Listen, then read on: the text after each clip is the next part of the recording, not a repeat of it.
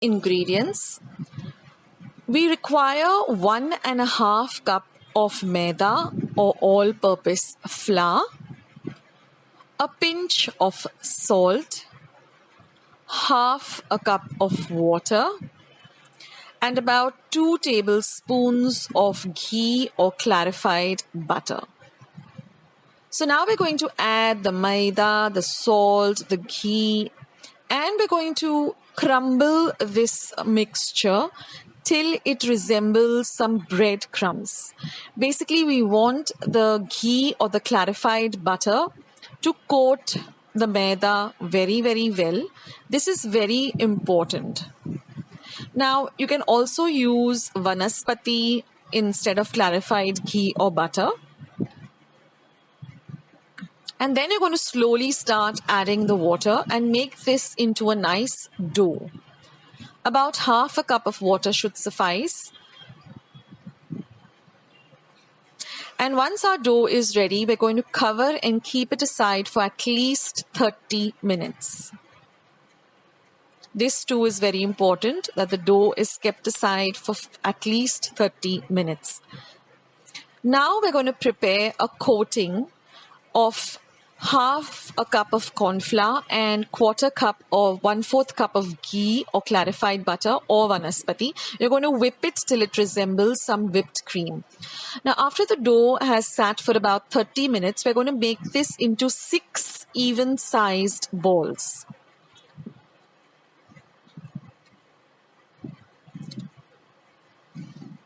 See that the balls are nice and roll smooth.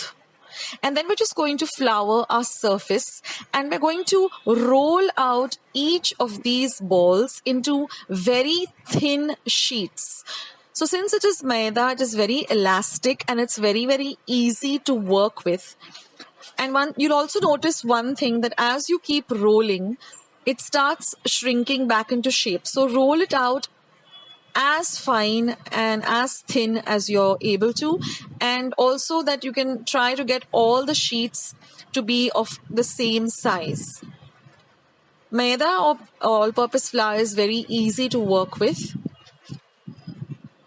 and just flour each of them lightly and just place all 6 of them on a plate. Now take the first sheet and then apply this corn flour and ghee mixture evenly over the sheet. You can use a silicone brush or your fingers or a spoon, whatever you're comfortable with. But see that this coating is evenly spread all over the sheet. Now you place the second sheet on top, pat it down a bit, and repeat this process till you come to the second last sheet.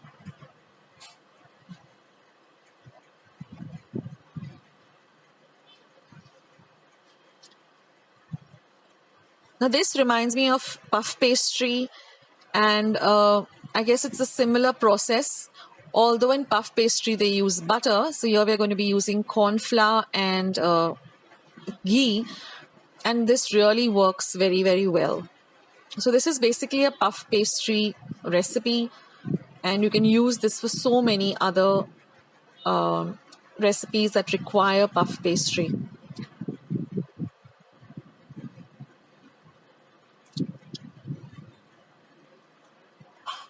So once you have evenly spread it out on the second last sheet,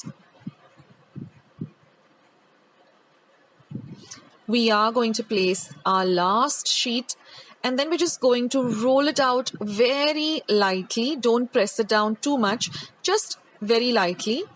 And because we want those layers, that's very important for this recipe, for the chirote. So don't roll it out too fine, just with a very light hand, just roll it out. And then we're going to roll this in this manner from the broader end, very tightly. Ensure that it's very, very tight, and make it into something that looks like a sausage or a very thin, fine roll. And then we're going to cut the edges off. And then we're going to cut the rest of the roll into even-sized, thick pieces like this. They almost look like bakar vadi, the size. So make it into a thick slice like this and see that they're all even.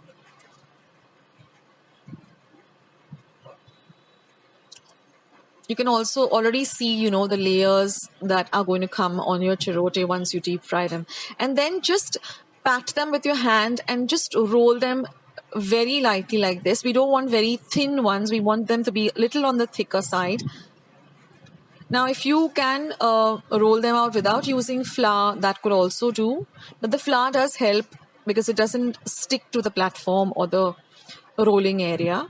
So in this manner, just press them down and roll them very lightly. And once that is done, all we have to do is heat up some oil, but we don't want the oil to be smoking hot. So heat the oil on a low to medium flame, and we're going to fry this on a low to medium flame because we want to retain the whitish golden color. We don't want a dark color for this chirote. We want to keep it more on the whiter side, yet we want it to be crispy and fried too.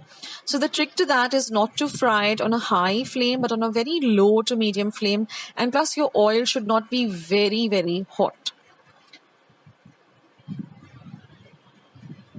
And keep some kitchen towels ready, and also keep about half a cup of icing sugar or piti sakhar or powdered sugar. You can just take regular sugar and just powder it in your mixer or blender. You require about half a cup. Put it on a flat plate because as soon as we drain the excess oil from these chirotes, we're just going to coat them with this icing sugar.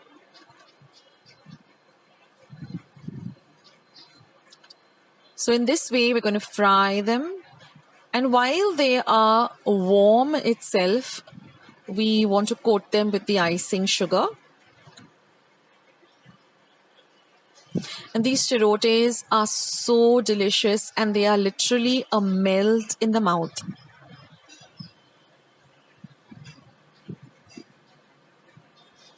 So now that the chirotes are all done, I'm just going to lightly coat them with some powdered sugar or icing sugar. They look like little clouds and they even taste like, they're so light and crispy. And that's it, friends. That's the recipe for chirotes.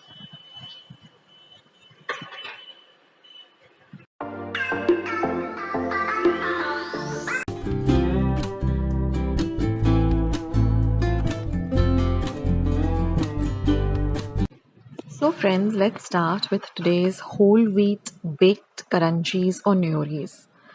Now here are all the ingredients. This is 1 cup of whole wheat flour, 1 cup of freshly grated coconut, 1 teaspoon of cardamom or lychee powder, half a cup of sugar, and 2 tablespoons of hot oil, and about a pinch of salt or salt to taste. Now in a bowl, and of course some water to make the dough. Now I'm going to take the flour, the whole wheat flour, and I'm going to transfer it to a mixing bowl or a large bowl. I'm going to add salt to taste. Now I'm going to add this hot oil. And now we're going to mix this entire mixture till all of the flour gets coated with this hot oil. That is all the oil we're going to be using. So mix it really well. It becomes into a little darker consistency. And you should mix it till you're able to hold it like this and it doesn't crumble anymore. Now we're going to add a little water at a time. I used about a quarter cup of water because we want a very stiff dough. We don't want a soft dough. The dough should be such that if you poke your fingers like this, it leaves a mark behind. And the dough should also be smooth. So now we're going to let the dough rest for 15 minutes. In the meantime, we'll prepare our filling. So in a pan, I've taken the coconut, I've added the sugar and the elaichi or the cardamom powder, and on a low to medium flame, I'm going to stir this till all of the sugar melts and till everything comes together well. So this takes just about 5 minutes and our mixture is ready. We don't want to overcook this because again, we're going to be baking the karanjis or the nyoris, so again the mixture will get cooked. Now once it is ready, we're going to just transfer it to a bowl and keep it aside to cool completely. Then we're going to take a part of the dough and we're going to roll it out into thin chapatis or thin poris like this. Then I'm going to take a round mold, I'm using a vati, and I'm just going to cut out the shapes. Now I'm going to take about half a teaspoon and I'm just going to fill them onto one side. Then I'm going to just turn over the remaining and seal it up like this and press it down with your fingers. I'll show you a closer clip of how I'm doing it. Press it down and then again lift up the entire newri or karanji and just press it down with your fingers like this. Then I'm going to use a fork and just make a design. It also makes a design, but it also seals the karanji or newri really well. Now I've just lined a baking tray with some baking paper and I'm just going to keep all the karanjis on that or the newris on that. So with the quantity I'm using, I got about 20 of these small little karanjis and newris. So this is a closer look of how I'm putting it. So if there's a little excess, you can just take it out, but half a teaspoon should suffice. And they look really dainty if they're small like this. And don't use any flour when you're rolling out the chapati, and make it as thin as possible. It becomes very elastic. That's because we added the hot oil, which is also called mohan, and that made the dough really elastic. So see that it's sealed very well, because when we are baking it, we don't want the filling to come out.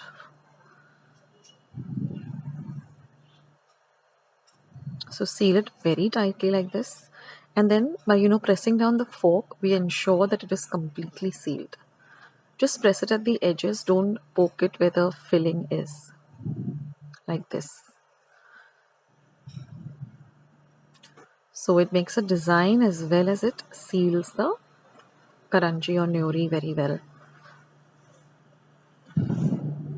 And at this time, it would be good if you preheated your oven to 200 degrees Celsius for about 10 minutes. And then we're just going to bake these till they're lovely golden brown in color. So don't, space them out like, there should at least be an inch between them, because they do puff up a little. And then I'm going to bake them for about 10 to 15 minutes till they're nice and golden brown. Keep an eye on them because every oven is different. And here they are, friends. They're all ready. I'm going to break one just to show you. See, even the below part is nice and golden brown. I'm just going to break one to show you how nice and crispy they are. And it's really, really very delicious. So isn't this a real healthy way of making newris or karanjis instead of deep frying? And they taste really amazing. Now these karanjis or newris, have a long shelf life. So once they have completely cooled down, store them in an airtight container, preferably a steel or a glass container. So I hope you liked today's recipe. Chivda. Now first I've taken about 3 cups of this very fine and flat pohe, also called pattar pohe. And we have to run it through a sieve to remove all the fine grains and dirt or dust that might be there. So that's very important that you need to sieve it. Now, besides this 3 cups of pattar pohe, we require about 1 cup of raw peanuts, or as per your choice. Similarly, a cup of cashew nuts, half a cup of kishmish or dried raisins, and 1/4 cup of sliced dried onions. You can also use the black raisins. You also require 1 light green chili, some curry leaves, some powdered sugar, and some salt to taste. Then we also require some haldi, about 1/4 teaspoon of haldi powder, mori or rye or mustard seeds, some asafoetida and hing, and some cumin and jeera. Now the first thing is to roast the pohe in a large pan or a pot. We're not going to add any oil, but we're going to roast this on a low to medium flame for about at least 5 to 7 minutes, continuously stirring it. You will see that the edges of this pohe start turning inward, and you can just keep on testing them till they become a little crispy So you have to do this. This is a very important step to roast the pohe.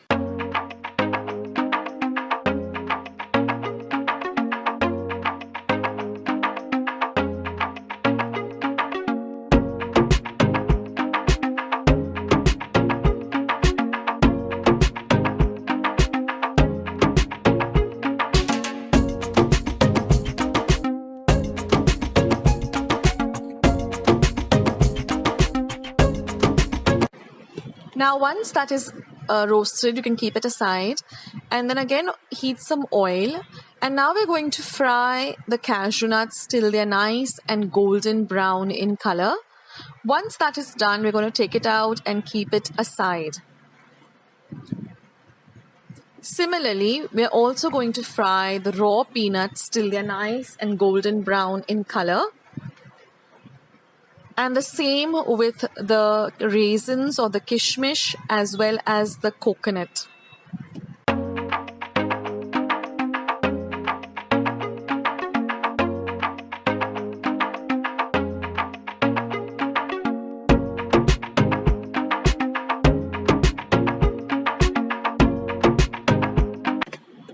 Now we're going to add about 2 or 3 tablespoons more to the oil. Heat the oil on a low to medium flame, and then we're going to add the mustard seeds or the mohri or the rai.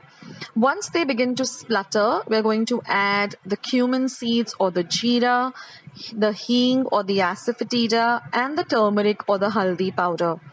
Then we're going to saute all of this very, very well. Now also going to add the light green chilies as well as the fresh curry leaves.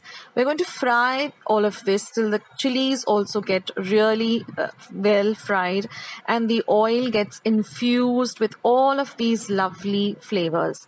Now we're going to add our roasted pohe to this fodni and we're going to mix everything together. Also adding all the fried cashew nuts, the fried peanuts, the fried raisins, as well as the fried coconut slices. And we're going to ensure that everything is well mixed.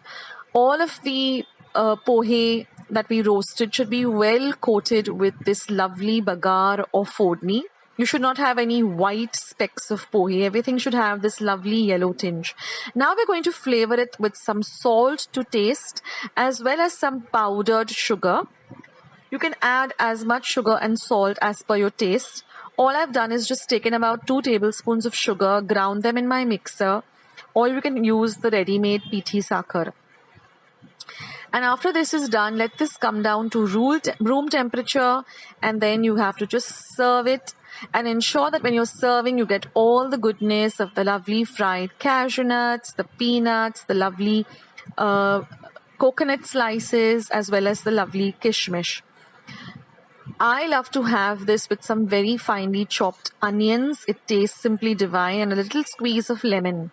And I love the fried coconut slices and the cashew nuts the best. I literally search for them, and I like to add some more fried coconuts.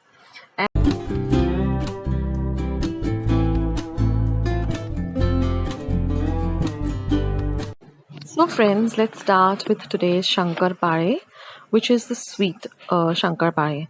So these are all the few ingredients we're going to use or require. Let's go through the ingredients. Here I have 2 cups of maida or all-purpose flour, 3/4 cup of powdered sugar, 1 teaspoon of cardamom or elaichi powder, some salt to taste, half a cup of warm milk and half a cup of warm ghee. So now to a bowl, I'm going to add the powdered sugar and the warm milk, and we're going to stir this or whisk this till all of the sugar dissolves in the warm milk. In another bowl, I'm going to mix the flour. I'm going to add salt to taste. I'm going to add the cardamom powder, and I'm going to mix all these dry ingredients well together. Now I'm going to add the warm ghee, and I'm going to mix everything really, really well. Now you mix them with your fingers, for about a minute or so, till you can actually hold the mixture together and it forms a kind of a ball. Then you can add this warm milk and sugar mixture and just knead this dough to a very soft yet firm dough.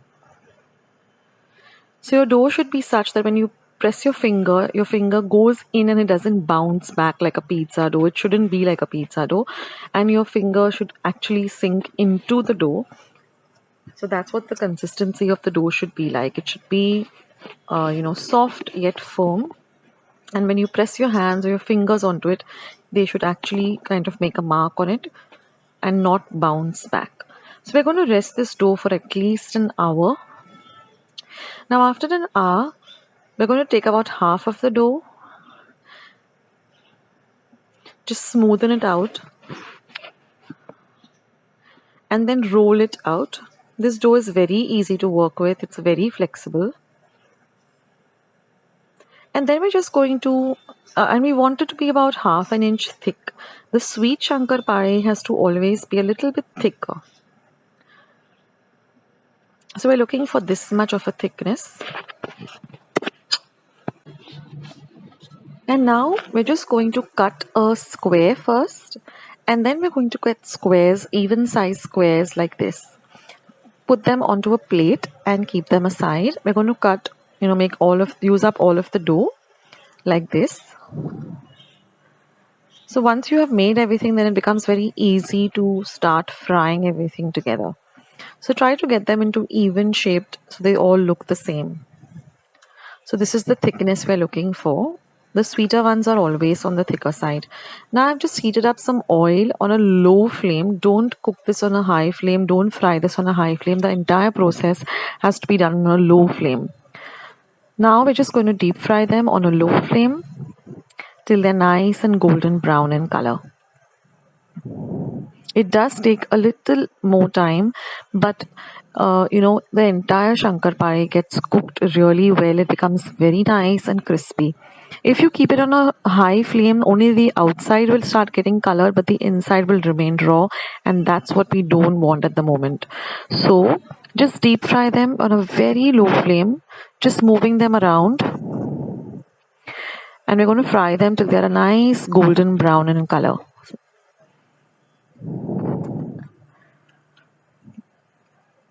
This is such a tasty snack. It gets over, very quickly. I mean, you just can't stop at a few. And they're so delicious. They're crispy. They're a melt in the mouth. They're just the right consistency and just the right sweetness. So once you're done, just drain the excess oil onto a kitchen towel or a kitchen napkin. And in that way, you can fry all the rest. And you can store them. First, what you do is you bring it to room temperature. Don't store it into a dabba or a steel container or a glass bottle immediately. Let them cool to room temperature and then put them in a steel container, preferably with an airtight lid. And that way they'll remain really nice and fresh and crispy. So I hope you like this recipe.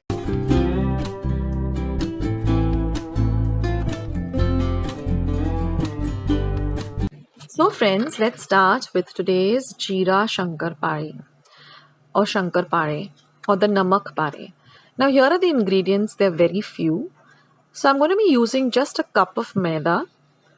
Then I'm going to be using salt to taste, 1 tablespoon of oil, regular cooking oil, 1 tablespoon of jeera, cumin seeds and water as needed. So first I'm going to add the salt to taste to the flour and I'm going to mix it in well. Next, I'm going to add the jeera or the cumin seeds and again mix it in well. Then we're going to add the oil and then using my fingers, I'm going to crumble up everything and mix everything really well together. Now we know when the mixture is really right, when you try to hold a part of the mixture and it really comes together firmly, as you will see in the video just now. It forms a kind of a shape or a ball shape where you can actually hold the mixture and it doesn't crumble anymore. That's when you know, just like this, that's when you know your mixture is ready. So now we're just going to add a little water at a time and form a dough like you would for roti or chapati. And the dough should be such that it doesn't stick, it doesn't become sticky, but it's nice and firm and elastic. Now we're going to let the dough rest for 1 hour before we start making our Shankarpale. So then I'm going to roll out this dough to a very thin chapati or puri, and then I'm going to use this cutter which we use for Karanjis, and then I'm going to make straight lines and then diagonal lines so you get this typical diamond shape. Keep all of them aside. In the meantime, you can heat up your oil, and we're going to fry this on a low flame continuously. Don't increase your flame to medium or to high. We're just going to fry them on a very low flame. So once your oil is nice and hot, we're going to deep fry these till they're nice and light golden brown in color. Now the thing is, if you keep your flame very high, these will turn into golden brown, but the inside will remain a little bit raw. So, continuously fry them on a very low flame. But your oil should be nice and hot. So you'll see that they slowly start to rise up like this to the surface. And then it takes about half a minute or so till they are really nice and crispy. Then you're going to drain out all the excess oil onto a kitchen towel or a kitchen napkin. And then wait for them to, completely cool down before you transfer them to a steel container or a glass container. Now, they also have a very long shelf life if you store them in a nice airtight container, either steel or glass, and keep them in a nice dry and cool place. So I've just made a very little because at my home we like the sweet Shankarpale more. I have put up that recipe already, so I'll leave a link for that below in the comment section as well as the description box. So you can click on that to see that recipe too. But we are more fond of the sweeter one, so I made very little. But if you want to make more of this, then just double or triple the quantity as needed. So this is also a very easy recipe and it tastes really, really delicious. So I hope you like this recipe, guys, and I hope you will give it a try. See you soon in my next recipe. Take care. Bye.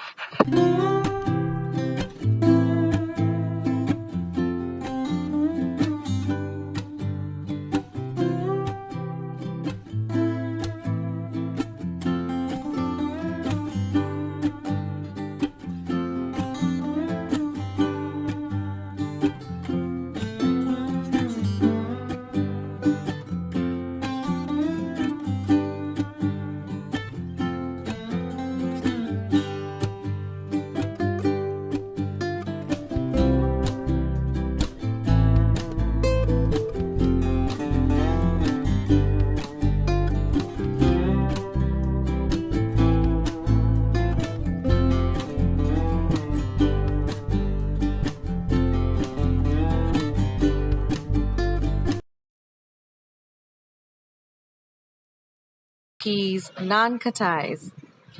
Now here in a large bowl, I'm going to be sieving 1 cup of all-purpose flour or maida. It's very important to sieve the maida and all the other ingredients because then we'll get really beautiful, soft, light and airy Nankhatais. I'm also going to be adding 3/4 cup of powdered sugar. And I'm going to be adding about 1/4 of a teaspoon of baking soda. So we're going to sieve this in very well. And we're also going to be whisking it well together. Now I'm also going to be adding 1/4 of a cup of very fine semolina or rava. Once all the ingredients have been sieved, just take a spoon or a whisk and mix everything well together. We want all of the ingredients to integrate very, very well. Now I'm going to be adding a teaspoon of elaichi powder or cardamom powder. This is homemade. All you have to do is peel about 4 or 5 cardamoms and just smash them up in a mortar and pestle or in a mixer and get a very fine powder and add that too. And the last ingredient that goes in is just 3/4 cup of ghee or clarified butter. So first we're going to whisk everything together so they start coming together. And then with your hands, you're going to knead this dough into a soft dough. And the ingredients all come together really well. So very gently, just knead everything to a nice soft dough.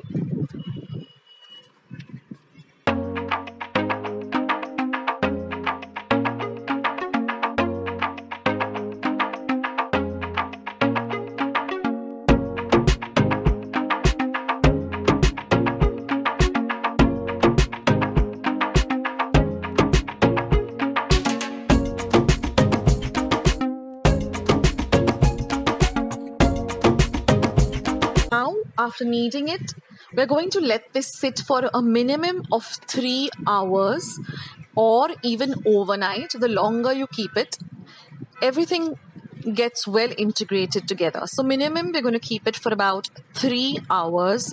We're going to rest the dough. Now, after 3 hours, or even if you can keep it overnight, we're just going to give it one more knead and bring everything well together. And at this time, you can preheat your oven to 180 degrees Celsius for about 10 minutes. Now, I've also lined a baking tray with some baking paper. And then with this dough, we're going to make even size small balls and place them, keeping them a little bit apart from each other. Try to make them of the same size or similar size. Just roll them out into small balls and place them on the baking tray.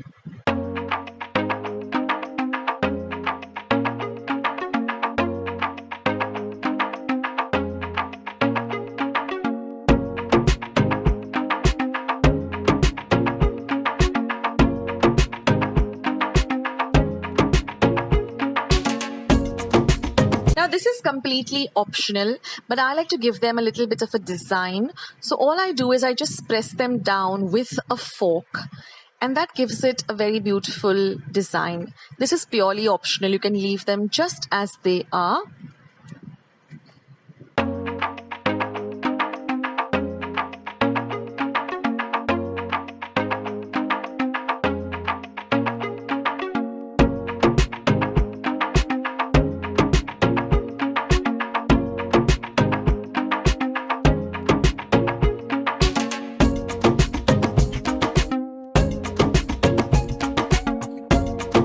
Now, all we have to do is bake them in this preheated oven at 180 degrees Celsius for 20 to 25 minutes. Now, every oven is different, so please keep an eye on them. Let them not turn too brown or get burnt, but let them just be, nice and light. And here they are baking in the oven. My entire home has this lovely aroma of Nankhatais. And here, after 20 minutes of baking, our Nankhatais are all ready. You can just take them out of the oven and let them cool to room temperature.